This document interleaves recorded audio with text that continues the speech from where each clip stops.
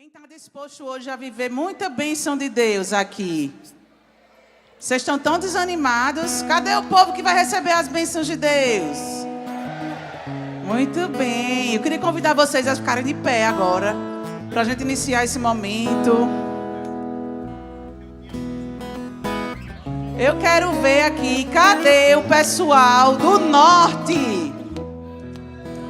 Cadê o pessoal do norte? Cadê o pessoal do sul? Eita, coisa boa. Cadê o pessoal do centro-oeste? Cadê o pessoal do sudeste? E cadê o meu nordeste? Cadê o Brasil? Vamos ficar de pé pra gente cantar junto, gente? Estamos unidos e reunidos em nome do Pai, do Filho e do Espírito Santo. Amém. Vamos erguer nossos braços e rezar o Vinde Espírito Santo. Vinde Espírito Santo, enchei os corações dos vossos fiéis e acendei neles o fogo do vosso amor. Enviai, Senhor, o vosso Espírito, e tudo será criado, e renovareis a face da terra. Oremos, ó Deus, que instruíste os corações dos vossos fiéis, com a luz do Espírito Santo, fazei que apreciemos retamente todas as coisas, segundo o mesmo Espírito, e gozemos sempre de sua consolação, por Cristo Senhor nosso. Amém. Vamos cantar junto? Diga assim, ó. Derrama o teu amor aqui. Diga assim. Derrama o teu amor aqui. Clama ao Espírito Santo o amor. Clama ao Espírito Santo nesta tarde, toda alegria. Coração aberto para receber o que o Senhor tem para nós. Vamos cantar junto? Nas palmas.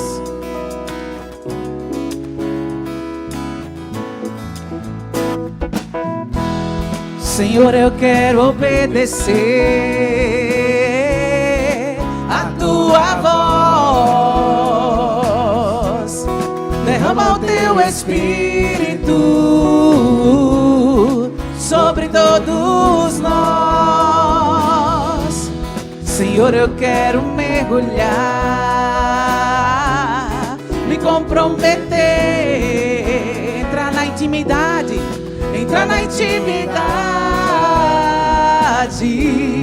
do teu coração. Derrama em nós, cantemos juntos. Derrama o teu amor aqui, derrama o teu amor aqui, faz chover sobre nós água viva.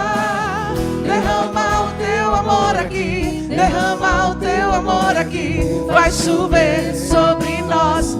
Só vocês, derrama o teu amor, derrama.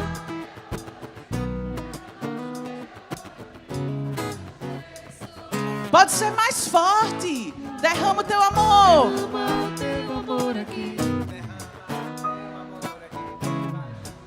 Todos nós, o Brasil inteiro, cantará Espírito Santo. Derrama o teu amor aqui. Derrama o teu amor aqui. Vai chover sobre nós água viva. Derrama o teu amor aqui. Derrama o teu amor aqui. Vai chover sobre nós. Agora canta assim, ó, uma igreja renovada. Olha que bonito. Nós estamos aqui hoje como igreja de todos os lugares do Brasil, com um só coração, em unidade, como igreja. Não é bonito isso? É o Espírito Santo que nos une. É o Espírito Santo que nos trouxe aqui. E a gente vai cantar que sim, nós somos uma igreja renovada. Um povo santo reunido, com famílias restauradas pelo poder do Espírito. Vamos cantar? Uma igreja renovada. Uma igreja renovada. Povo santo reunido. Povo santo reunido. Famílias restauradas. Restauradas pelo poder do teu Espírito. Pelo poder do teu Espírito. Mais uma vez. Uma igreja renovada, povo santo reunido,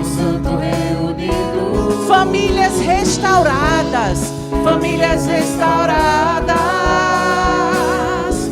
pelo poder do teu Espírito. Mais uma vez, só vocês, uma igreja renovada. Uma igreja,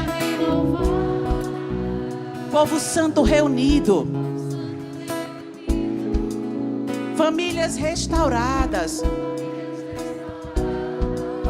pelo poder do teu Espírito. Mais uma vez, rezando e cantando. Uma igreja renovada, povo santo reunido, famílias restauradas, famílias restauradas, pelo poder do teu Espírito.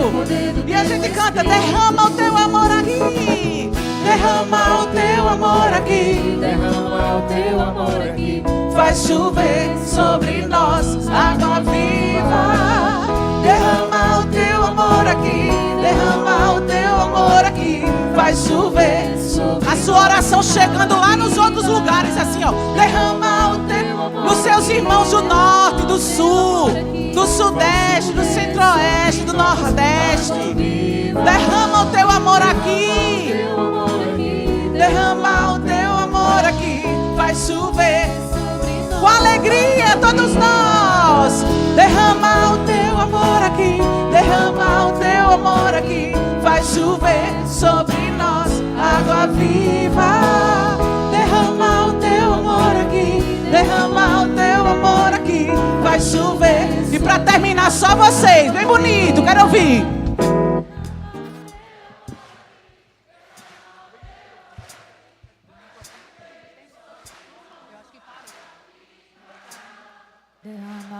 Tá bonito. Teu amor aqui faz chover sobre nós. Viva a nossa igreja! Viva as famílias! Oi, som. Que alegria, podem retomar os seus lugares, povo santo de Deus. Agradecer ao Ministério de Música da comunidade Beirite, que está aqui conosco. Uma salva de palmas. Maravilhosos, muito obrigada, pessoal. Temos alguns avisos. Primeiro, vamos para aquele momento achados e perdidos. Regional Nordeste 5, cachecol branquinho, está aqui com a gente, do cerimonial. Esse cardigan, um casaquinho preto também, a gente vai estar com aqui de lado, tá? Então, tem um cachecolzinho branco do Nordeste 5, tem o nomezinho Maranhão aqui, e esse casaquinho preto. Outro aviso é com relação à alimentação e líquidos aqui dentro do teatro. Acredito que a maioria das pessoas aqui já tenham tido oportunidade antes de frequentarem e estarem dentro de um teatro. E dentro das normas não é permitido que seja consumido nenhum tipo de alimento aqui dentro. Então, quando forem sair para comer, é sempre lá fora, tá? A gente tem um espaço lindo aqui, tem essa parte aqui da frente, o lado externo também do centro de convenção, que é muito lindo, ótimo até para foto também, né? Então a gente pede essa compreensão. O pessoal auxiliar aqui do Bombeiros estão de olho. Se alguém consumir qualquer tipo de alimento aqui dentro, vai ser chamado a atenção. Então, não fiquem chateados, porque é a norma do espaço, é a norma do local. Então, a gente pede, por favor, a compreensão de vocês com relação a isso, e eu tenho certeza que vocês compreendem esse ponto. Com relação à questão do lanche, quando foi colocado a inscrição, dá direito a você lanchar, almoçar, jantar, e isso é maravilhoso, porque faz parte da nossa comunhão enquanto povo de Deus. Então, dentro desta comunhão enquanto povo de Deus, a gente lembra que é partilha. Então, nessa partilha, cada um pega o seu, aquele que lhe pertence, e os demais também, e assim a gente, em comunidade, realiza essa grande partilha de alimentos. Então, os box era um por pessoa. Infelizmente, algumas pessoas pegaram mais que um e deixaram outras sem o lanche. Não é isso que a gente quer, né? A gente quer a partilha, a gente quer a unidade até na hora do alimento. Então, no próximo lanche, a gente já pede essa compreensão. Peço desculpas ter que falar sobre isso, mas para ficar claro para todos aqueles que estão aqui participando conosco, somos uma grande família e a gente sempre vai trabalhar nessa maneira de partilha. Aqui estou eu, Sueli, também está meu marido Bruno, minha filha Maria Luísa. nossa família servindo a família de vocês, assim como de todas as outras que também estão lá atrás, servindo a família de vocês, e vocês também tendo essa graça de estar aqui conosco nesse momento. Então, estamos juntos em unidades, vamos pensar também naquelas pessoas que precisam desse momento. Então, gratidão pela compreensão e só repetindo, alimentos aqui dentro é proibido, tá? Para a gente fechar esse momento de avisos, está tendo confissão, tá? Tem atendimento de confissão no primeiro andar. Alguns padres já estão lá posicionados, esperando aqueles que estejam com esse desejo dentro do coração. Então, aqui no primeiro andar, é só chegar, sem burocracia. Se tiver em confissão alguém, você espera um pouquinho, mas temos padres, sim, também, atendendo em confissão. Então, obrigada pela compreensão de todos. Esse foi o nosso momento aviso.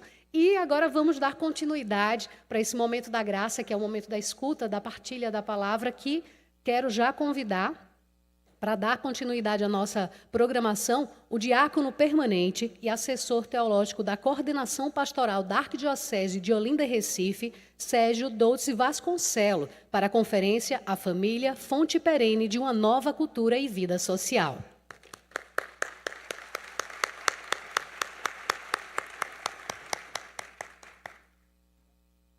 O diácono Sérgio, ele que nos dará essa honra agora, é graduado em Filosofia pela Universidade Católica de Pernambuco, em Teologia pelo Instituto de Teologia de Recife, seminarista em Seminário Imaculada Conceição da Arquidiocese da Paraíba, Centro de Estudos, e também doutor em Teologia Católica pela Universidade de Münster. Seja bem-vindo, diácono. Bom dia a todos e a todas. Inicialmente, tenho que dizer que é um encontro muito bonito. Fiquei surpreso com tanta gente. Soube a turma do Recife, da Arquidiocese, 110 pessoas aqui participando. Fico feliz por essa notícia. Dizer que para mim é sempre uma alegria muito grande vir a João Pessoa. Eu sou paraibano, eu sou de Campina Grande. Mas João Pessoa, para mim, é estruturante, porque aqui passaram duas pessoas a quem eu devo muito. Uma foi Dom Manuel Pereira, que quando se tornou emérito veio para cá, e foi o bispo da minha adolescência, minha juventude. Anos depois eu vim saber que ele participou do Pacto das Catacumbas em Roma, no Vaticano II, mas impregnou minha vida. E o outro não poderia deixar de ser o saudoso e querido Dom Marcelo Pinto Cavalheira, a quem eu devo muito da minha formação intelectual e também espiritual. São estruturantes, mas gostaria de saudar Dom Délcio, na pessoa dele, todas as pessoas, os senhores bispos, presbíteros, diáconos, enfim, todos os casais, famílias aqui presentes, e também agradecer ao Padre Elvis, e na pessoa dele, a comissão organizadora desse congresso, pelo convite que me foi feito para partilhar aqui com vocês algumas ideias sobre esse tema tão urgente e desafiador, que é a família, fonte perene de uma nova cultura e vida social. É importante a gente lembrar que esse tema, com diferentes nuances, ele tem sido levantado permanentemente pelo magistério dos últimos papas que nós tivemos, isso de forma insistente.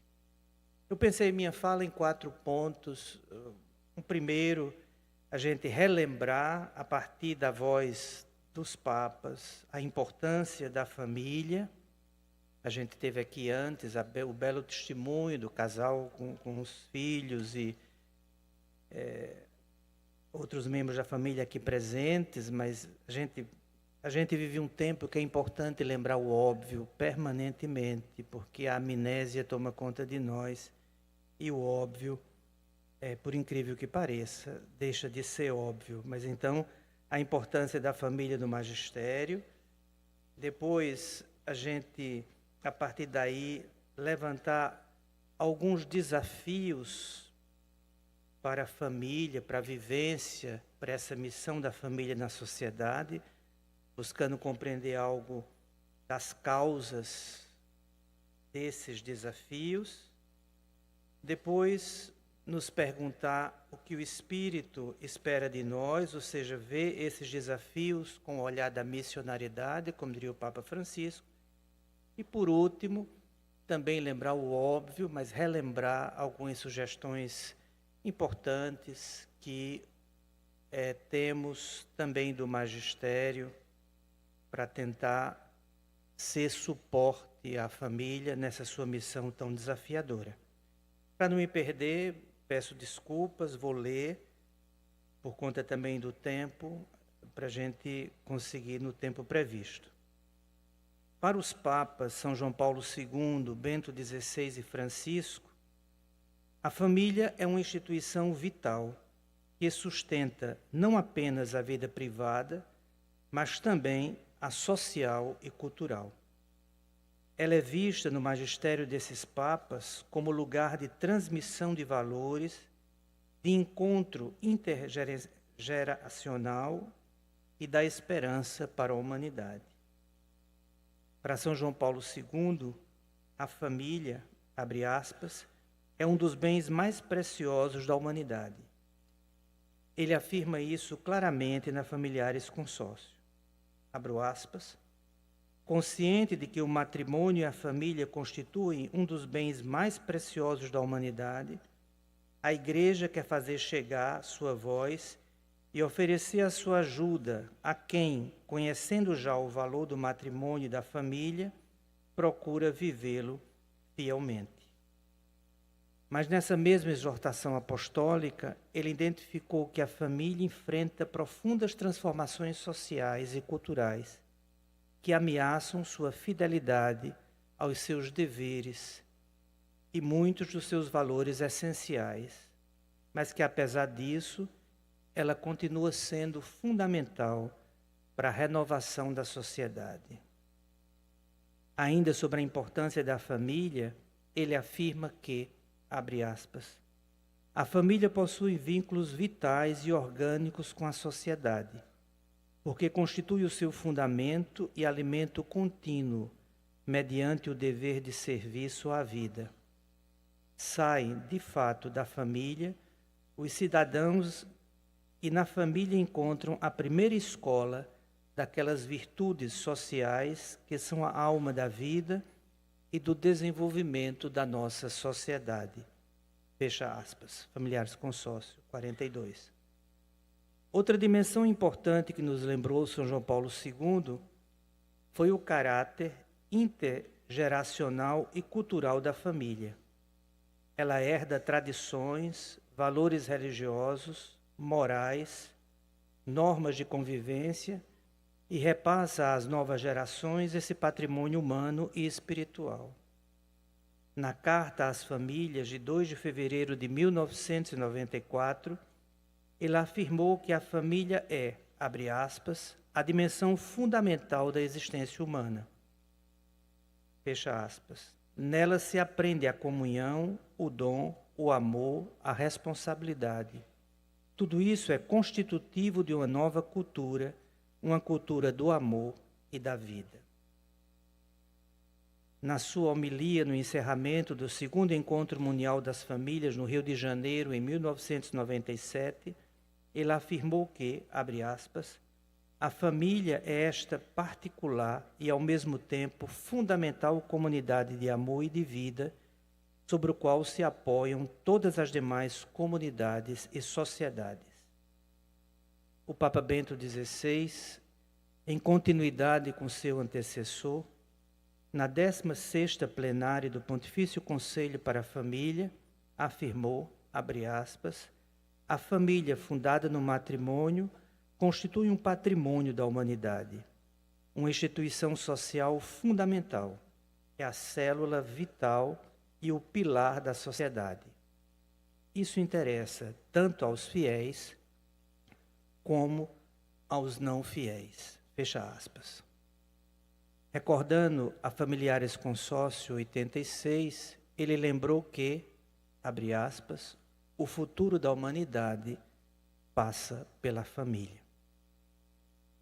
Para Bento XVI, a família não é algo reservado só para os crentes ou grupos religiosos, mas é de interesse universal, pois suas funções de cuidado, amor, geração de vida, educação humana e moral têm impacto social e cultural amplo.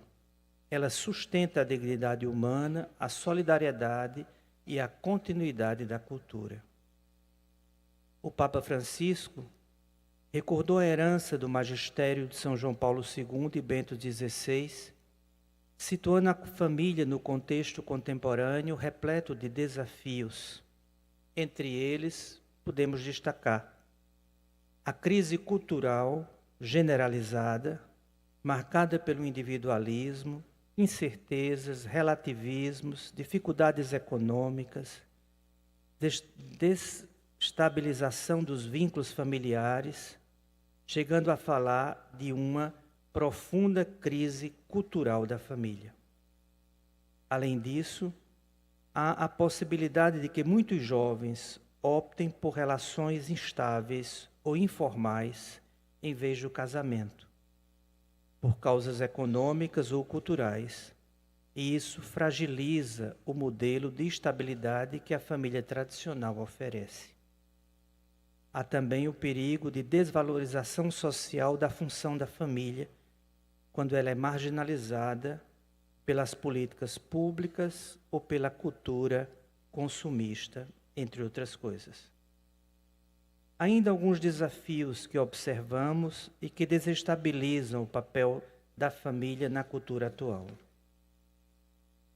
O individualismo, o centramento no eu, na busca de satisfação imediata e na competição que torna difícil comprometer-se pelos outros.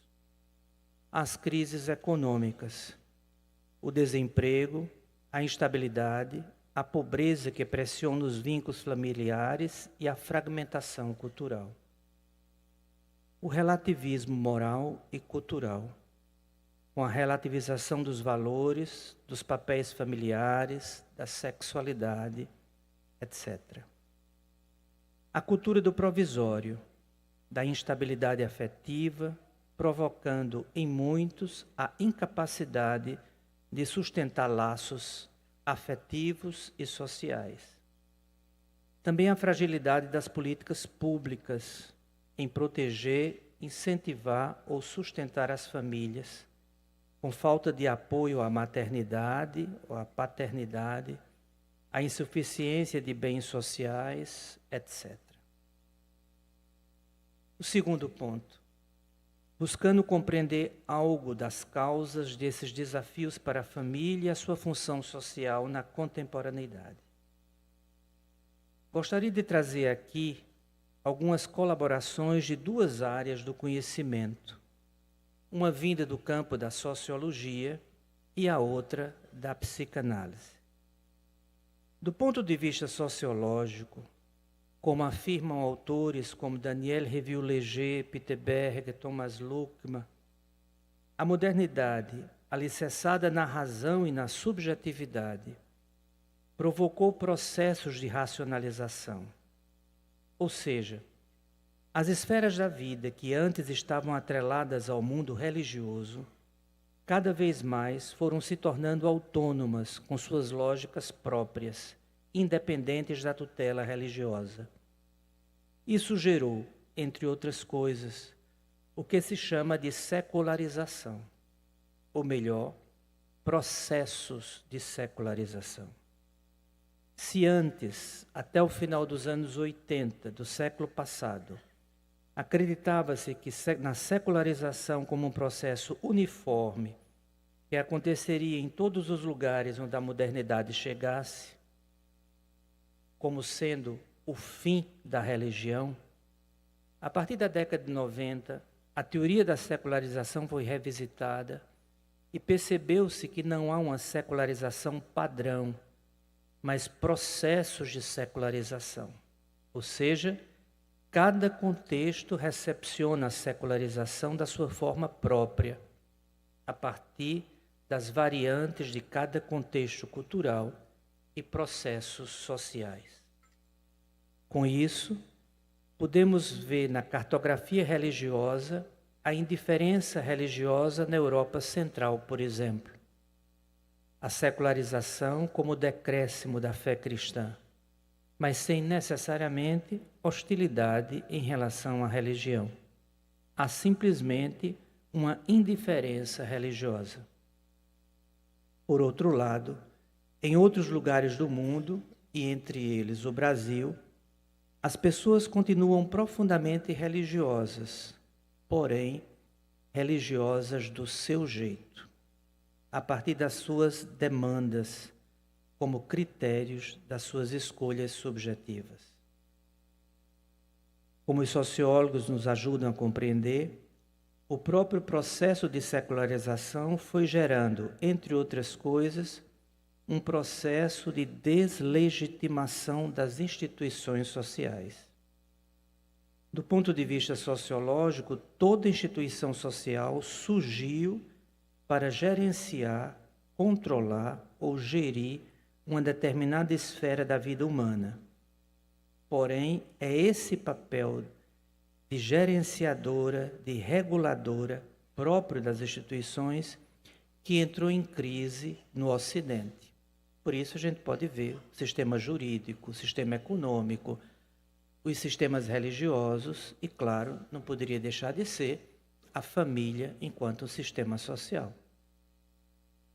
Quando observamos a religião, isso significa cada vez mais que há uma tendência de que cada um vá se tornando religioso do seu jeito, cristão do seu jeito, católico do seu jeito. Podemos dizer, parafraseando Daniel Rivière-Léger, que há uma tendência de que cada um seja a sua própria bricolagem religiosa. Interessante, há vários estudos sobre isso, sobre as novas comunidades, as novas espiritualidades, essa tendência de bricolagem, de juntar pedaços e dar uma roupagem, um significado novo, enfim. A autora sustenta que uma das características desse cenário é que estamos vivendo cada vez mais o fim das identidades herdadas culturalmente. Ou seja, há uma crise de passagem da tradição no seio das instituições. E para o que se refere ao nosso tema, no seio da família. É muito comum nas nossas comunidades, e vocês certamente são um grande exemplo disso, você dá a vida pela igreja, pela missão, horas e horas de trabalho voluntário dedicados à pastoral, mas muitas vezes, quem sabe, na maioria das vezes, a gente não consegue que em casa os próprios filhos, sobrinhos e afilhados se encantem pelo Evangelho. Há uma crise. Isso é fato estudado, É interessante também porque paróquia nunca fez católico. Quem faz, claro, quem faz o cristão é o Espírito Santo, mas sociologicamente falando, quem faz o católico, quem fez é a avó, é a tia, a mãe, É um catolicismo com cheiro de café, indo para a missa, para a procissão em Campina Grande com a mãe, com a tia, e um belo dia ela pega na sua mão e vai na paróquia para a primeira Eucaristia, e aí você se torna coroinha, e depois grupo de jovem, e termina diácono permanente da Arquidiocese de Recife. Não é a paróquia.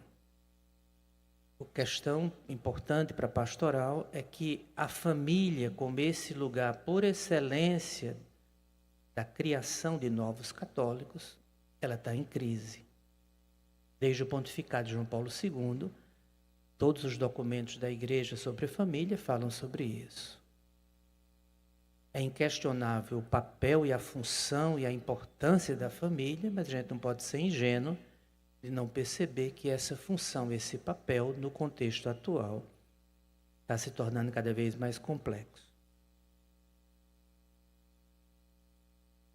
Por isso, a gente tem que repensar as nossas estratégias pastorais. Se a gente continua esperando que o católico chegue trazido pela avó, pela mãe, pela tia, o futuro não traz boas novidades. Não é à toa, não é à toa que isso é estruturante na igreja, mas desde João Paulo II, a ênfase na missão, na nova evangelização.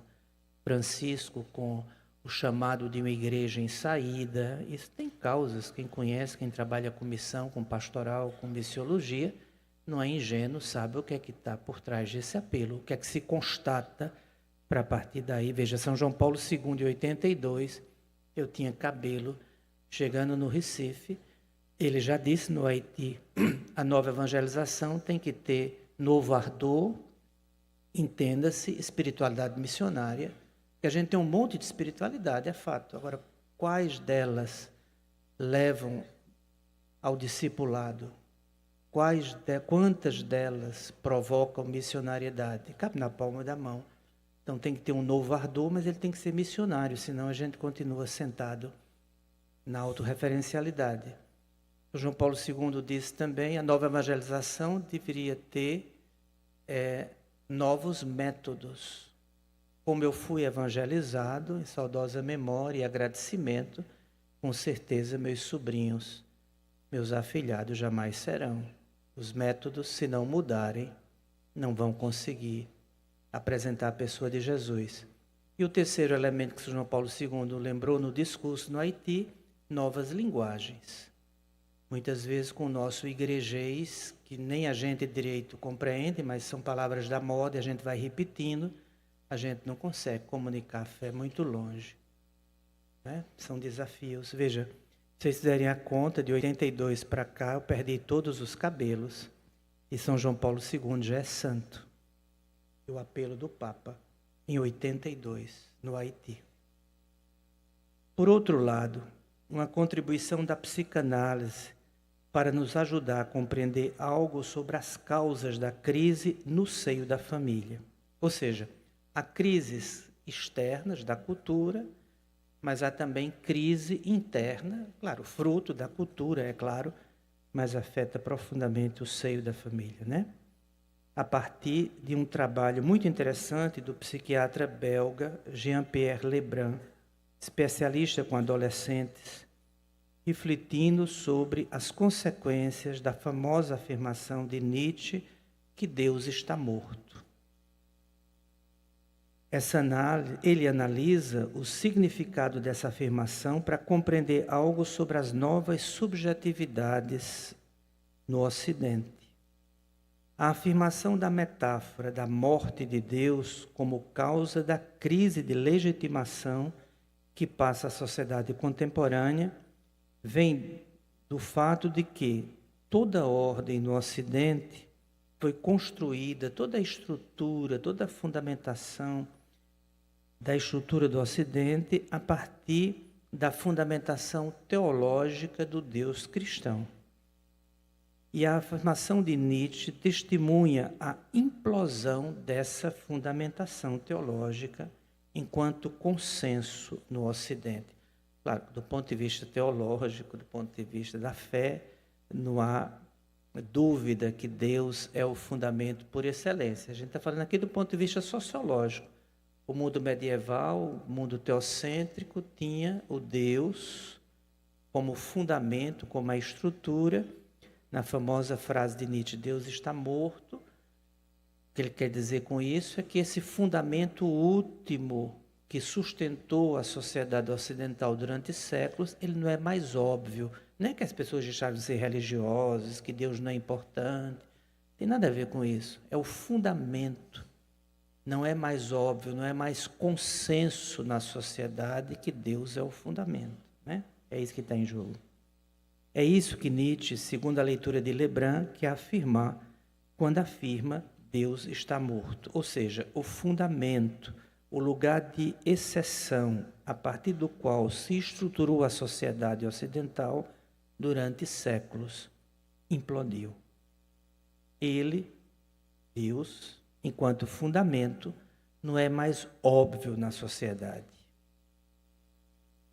E a questão que Lebrun coloca é que, com a morte de Deus, ou seja, com a morte desse lugar de exceção, a partir do qual se constituiu o conjunto da cultura ocidental, esse lugar está vazio e nada foi colocado no seu lugar. E ao que parece, até o momento, nada tem força suficiente para ocupar esse lugar. Isso gera, segundo Lebrun, uma crise de legitimação que afeta todos os lugares de autoridade que antes encontravam o seu fundamento último em Deus. Ou seja, desde o rei até o pai em casa, o pai de família, na estrutura familiar. Ou seja, a função paterna, a função do pai, entra automaticamente em crise, mas também a função do professor, a função, né? A função do diácono, a função do padre. Você fala e tem que falar, mas você não tem mínimo controle como isso é captado, como isso é recepcionado, o que é feito com isso, né? Cada vez mais, a gente sabe disso. E os pais, mães de família, têm um grande laboratório em casa com os filhos. Né? Se ele for esperto, ele não revida. Quando ele se levanta da mesa, o que ele vai fazer com o que a gente falou com eles, só a misericórdia de Deus sabe. Né? Por quê? Porque é o pai, né? O pai, a figura paterna, que necessariamente não precisa ser o pai biológico, pode ser uma avó, uma tia, mas que apresenta a lei, a norma, não pode, não deve. Também esse foi o papel da religião, e é o papel da religião do ponto de vista psicanalítico, né? No Ocidente, o Deus cristão não pode, é pecado, é contra a vontade de Deus. Né? A igreja teve esse papel, essa função paterna na cultura. Está perdendo, porque na medida em que, né, com o show da fé, com o catolicismo do entretenimento, então essa função vai sendo diluída, infelizmente. Né? Mas é um outro tema, não vamos entrar nele aqui. Porém, com a crise de legitimação, segundo ele, os pais estão cada vez mais abdicando do seu papel de educadores e vão se tornando recriadores dos filhos. Muitas vezes não é mais o filho que precisa ser reconhecido pelos pais, mas são os pais, cada vez mais, que precisam ser reconhecidos como amigos pelos filhos, gerando uma série de novas patologias nas subjetividades na cultura ocidental. Porque vai gerando, vai produzindo uma geração cada vez mais incapaz de confrontar-se com o limite. Subjetividades frágeis que desmoronam com facilidade diante da dor da vida real. Um sugestivo trabalho de Jean-Pierre Lebrun é o mal-estar da subjetivação, onde ele, de forma magistral, problematiza essas questões a partir daí é possível uma tentativa de compreender alguns dos sintomas das novas subjetividades que encontramos atualmente. Com a crise do papel regulador no seio da família, os novos sujeitos, ou os neo-sujeitos, como ele diz, são cada vez mais incapazes de sustentar laços. Não confrontados suficientemente com a castração, ou seja, não exercitados subjetivamente com o não, vivem uma ilusão de onipotência e de gozo que vai gerando estruturas subjetivas cada vez mais frágeis. Não é por acaso a cultura do ficar entre os jovens. É paradoxal. Quanto mais o rapazinho fica, mais triste ele é. Mas o ficar, reflete, revela a incapacidade de sustentar o laço.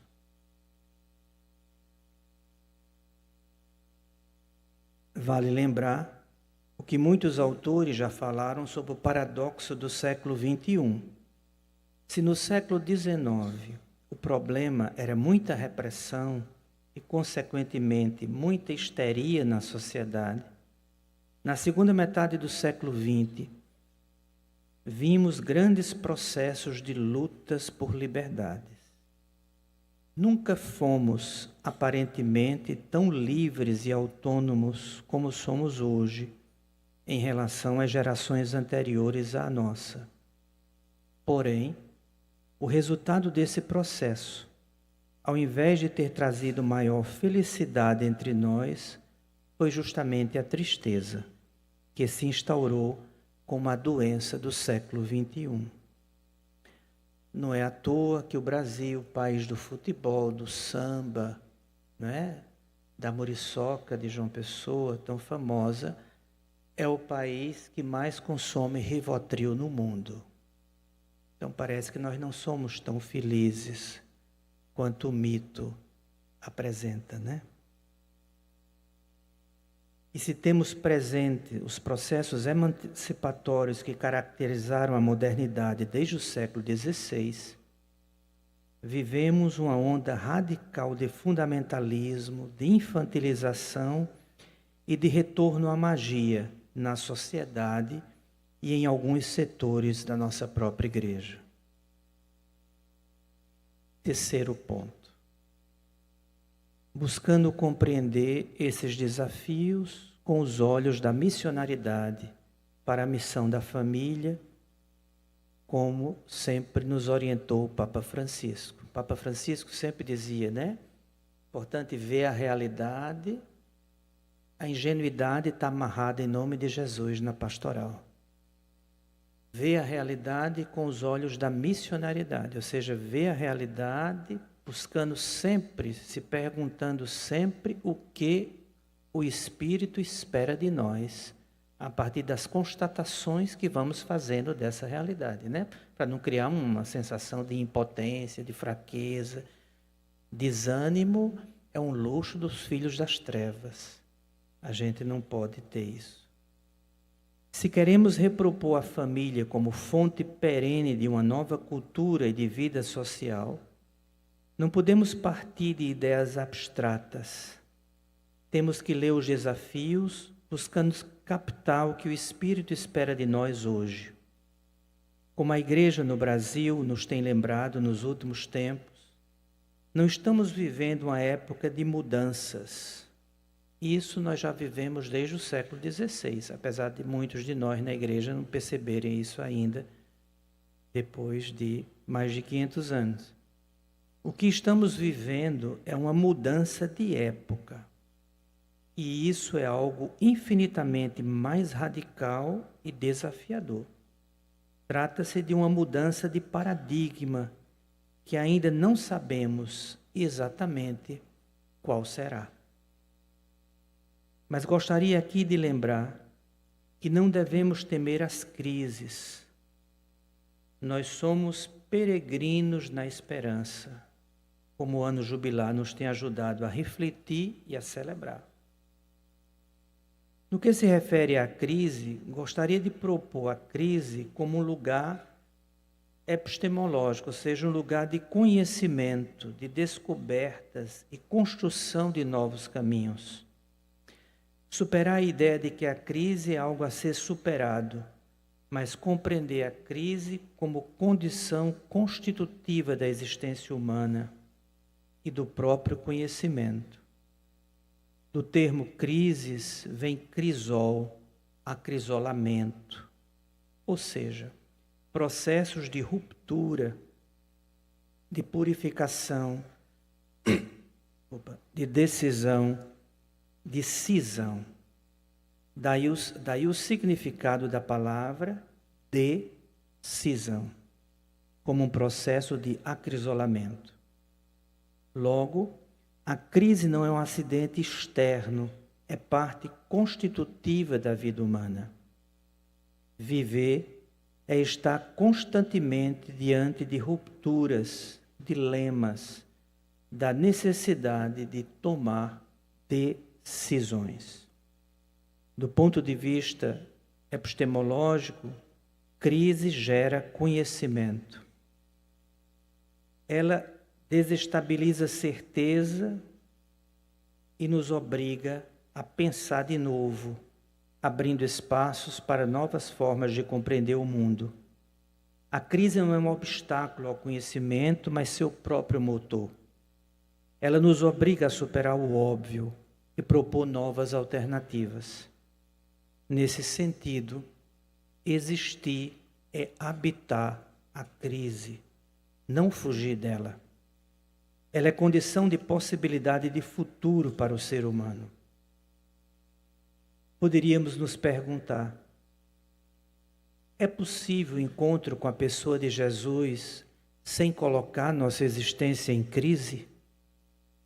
É possível ser realmente cristão sem habitar a crise até o último suspiro? Não foi assim com Abraão? Não foi assim com os místicos e místicas da igreja?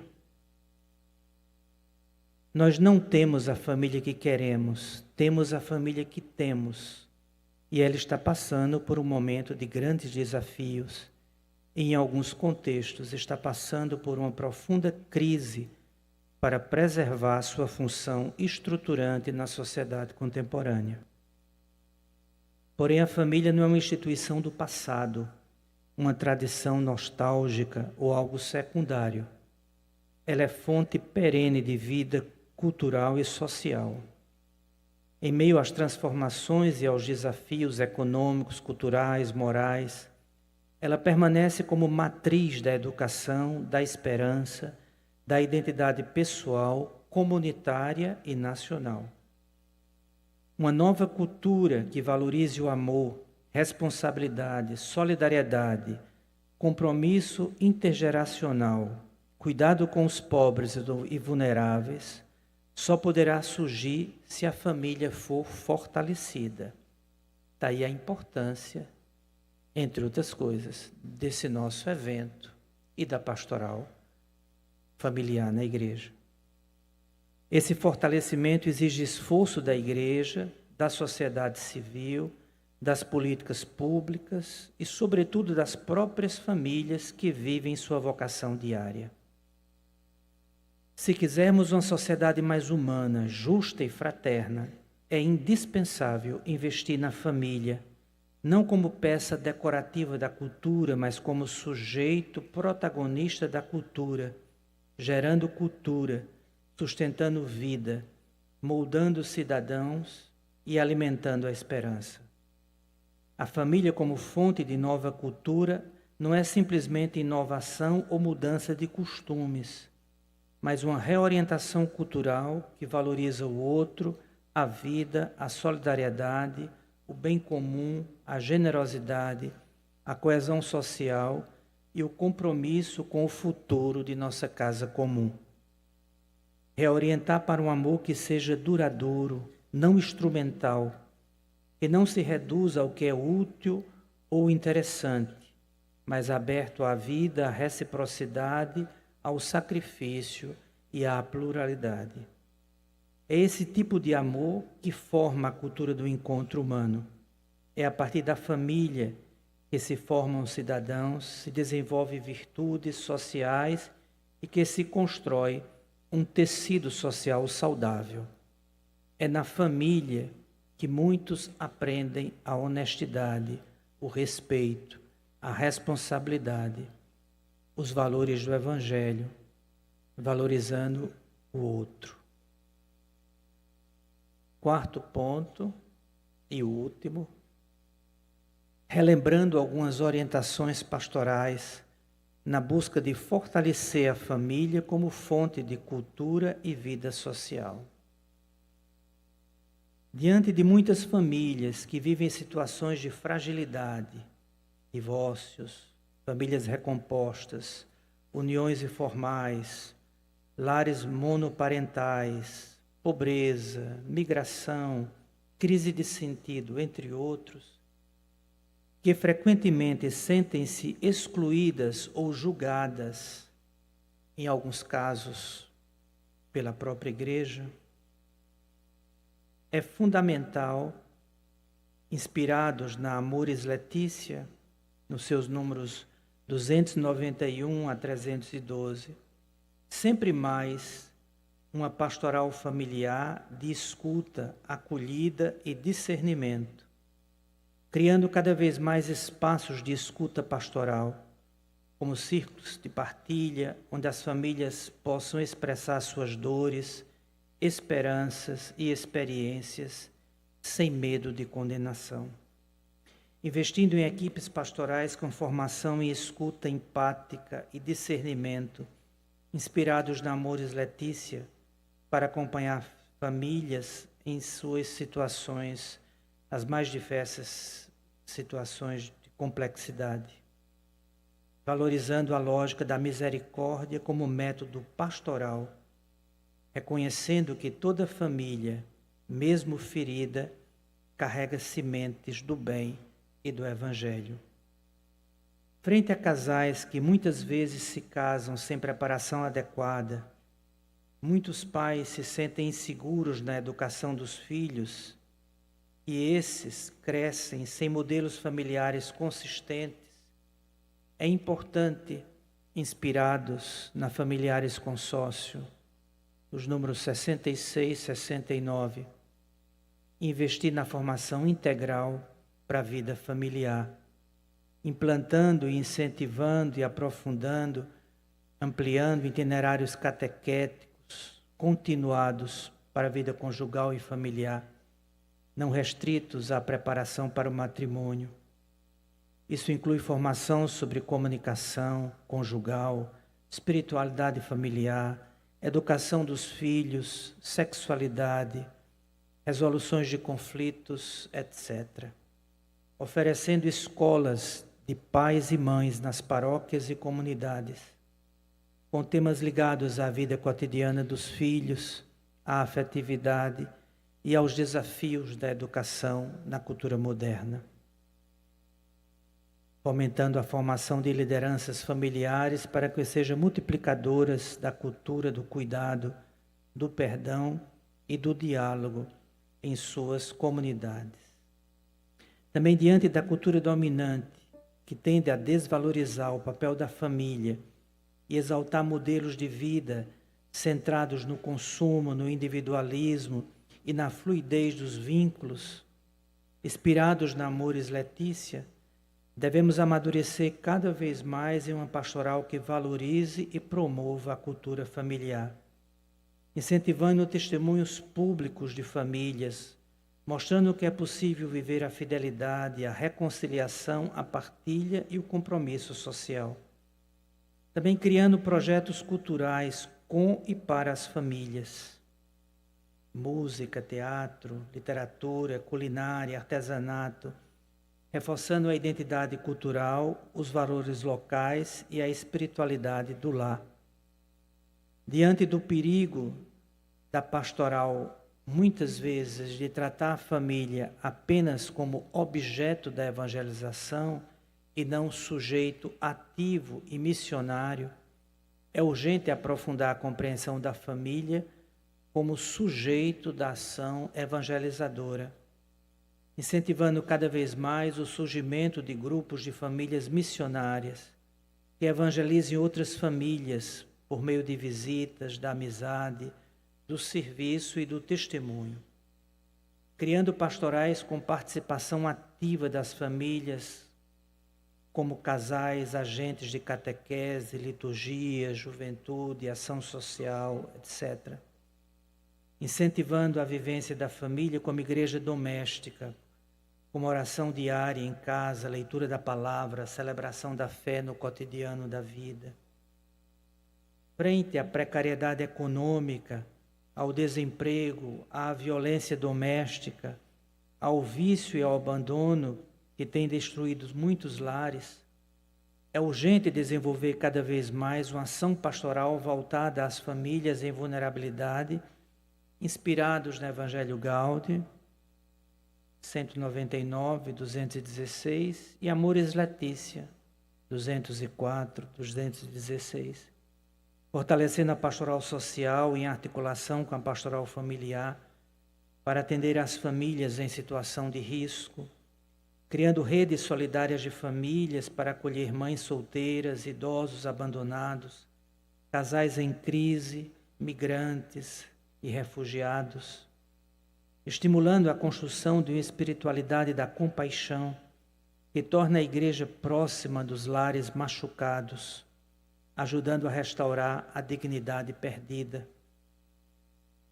Frente a uma certa tendência na contemporaneidade que banaliza o amor, separa sexo de compromisso e promove relações descartáveis e frágeis, levando em conta a inspiração da teologia do corpo de São João Paulo II e da Amoris Laetitia, devemos investir na evangelização dos afetos e das relações, desenvolvendo e aprofundando itinerários de educação afetivo-sexual, à luz da antropologia cristã, especialmente voltados para adolescentes, jovens e noivos, oferecendo e ampliando a oferta de retiros e encontros de casais, com espaços para o diálogo, reconciliação, redescoberta do amor e do sacramento do patrimônio, propondo uma espiritualidade do corpo e da ternura, ajudando os casais a viverem a mútua doação como expressão do amor divino.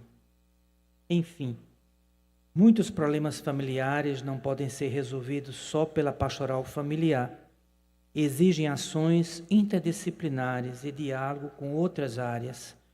Por isso é importante a integração com outras pastorais e com a sociedade. Diante do convite de nos tornarmos uma igreja cada vez mais sinodal, é importante articular a pastoral familiar com a pastoral da juventude, da saúde, da educação, da terceira idade, para uma resposta integral aos desafios da família. Envolver a pastoral em movimentos e fóruns locais de defesa da vida, da infância, da mulher, dos direitos humanos, entre outros, como forma de atuar cultural e politicamente em favor da família. Concluindo, sem concluir, terminando. As várias pastorais, movimentos e serviços que trabalham com as famílias são cada vez mais chamadas a abandonarem, onde ainda existem, modelos fechados ou idealizados e adotar uma abordagem realista, misericordiosa e missionária, que reconheça a família como espaço de luz e sombra, mas sempre potencialmente geradora de vida nova para a igreja e para o mundo. Uma pastoral que forma e transforma as famílias. Faz da família um sujeito evangelizador, que promove uma cultura de comunhão, cuidado e esperança, tendo sempre consciência que, como afirmou São João Paulo II, abro aspas, o futuro da humanidade passa pela família. Fecho aspas. Muito obrigado.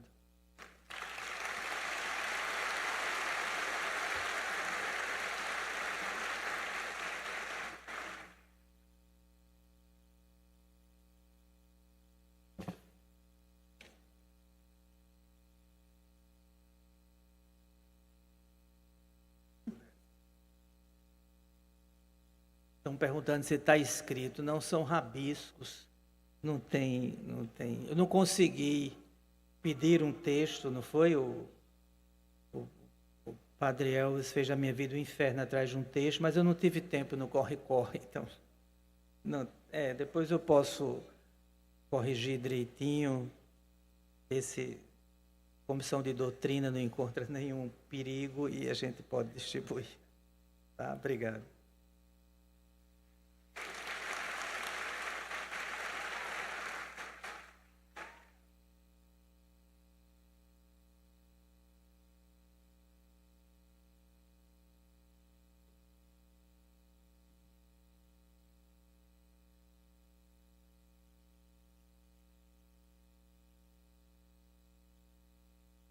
Nós agradecemos, diácono, e receba com carinho essa lembrança de Dom Bruno.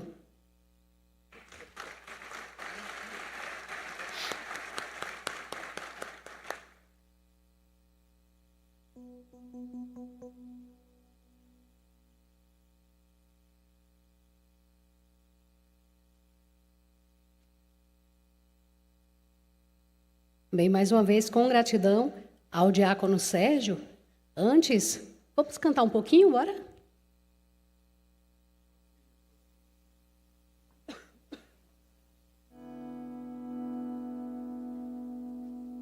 Cantar uma música bem conhecida.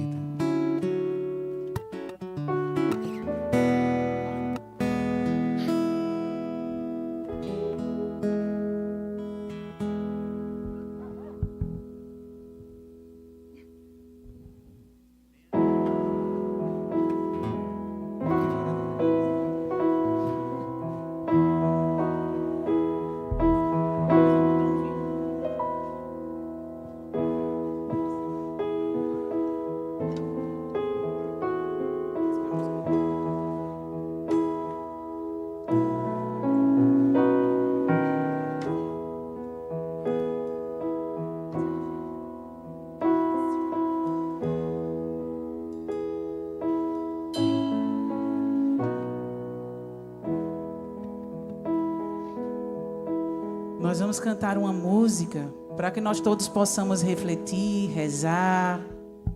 Enquanto o vídeo está passando aí também, nos ajudando a refletir nessa canção.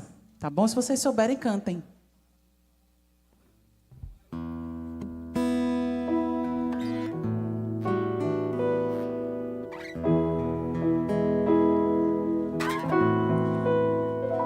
Percebe e entende que os melhores amigos são aqueles que estão em casa esperando por ti. Acredita nos momentos mais difíceis da vida, eles sempre estarão por perto, pois só sabem te amar. E se por acaso a dor chegar, ao teu lado vão estar pra te acolher e te amparar, pois não há nada como um lar. Tua família, volta pra ela. Tua família te ama e te espera, para o teu lado sempre Cantemos estar. juntos. Tua família, volta pra ela. Tua família te ama e te espera, para o teu lado sempre estar. Tua família.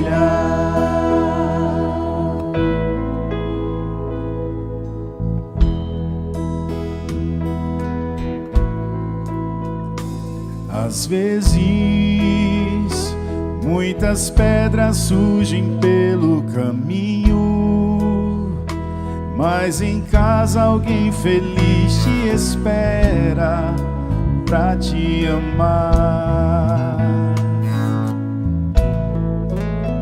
Não deixe que a fraqueza tire a tua visão, que um desejo engane o teu coração. Só Deus não é ilusão. E se por acaso a dor chegar, ao teu lado vão estar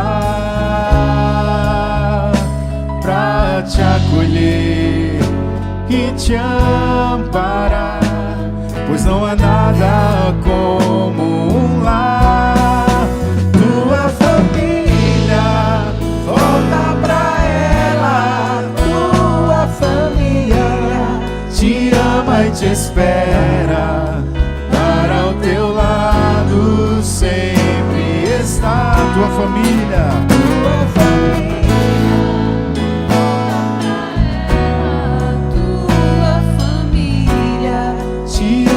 Te espera, para o teu lado sempre.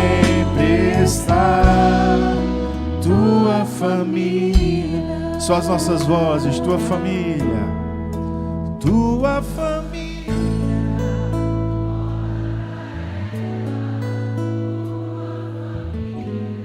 Te ama e te espera, para o teu lado está. Volta pra ela.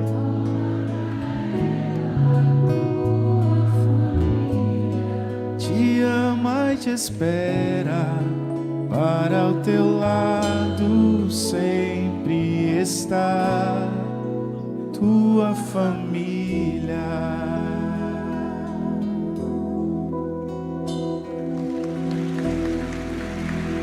Viva as famílias!